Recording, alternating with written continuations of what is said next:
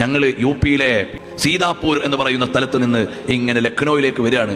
അപ്പോൾ ഒരു സ്ഥലത്ത് കുറേ കുട്ടികളെ വിളിച്ചിരുത്തിയിട്ട് ഒരു കുട്ടി ഇങ്ങനെ അക്ഷരം പഠിപ്പിച്ചു കൊടുക്കുന്നുണ്ട്. അപ്പോൾ ഞാൻ പറഞ്ഞു, ആരായിരിക്കും പഠിപ്പിച്ചു കൊടുക്കുന്നത് എന്ന് വിചാരിച്ച് ഞങ്ങൾ അവിടെ വാഹനം നിർത്തിയപ്പോൾ മാഷാ അള്ളാഹ്, നമ്മുടെ മഖ്ദൂമിയിൽ നിന്ന് ലക്നൌവിൽ ഖാജ മൊയ്നുദ്ദീൻ ചിശ്തി യൂണിവേഴ്സിറ്റിയിൽ ഡിഗ്രി ചെയ്തുകൊണ്ടിരിക്കുന്ന വിദ്യാർത്ഥികൾ വൈകുന്നേരം ഇറങ്ങി തെരുവിൽ അലഞ്ഞു നടക്കുന്ന മക്കളെ തെരുവിൻ്റെ ഓരത്ത് കൊണ്ടിരുത്തിയിട്ട് 5-10 മക്കൾക്ക് അക്ഷരം പഠിപ്പിച്ചു കൊടുക്കും.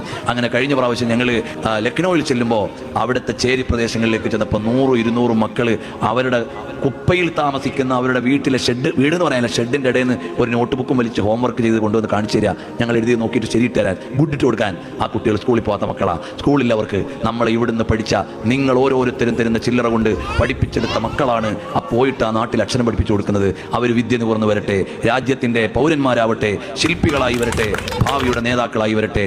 ഈ പ്രവർത്തനങ്ങൾക്കൊക്കെ നിങ്ങളുടെ എല്ലാവരുടെയും പിന്തുണയും സഹായവും വേണം.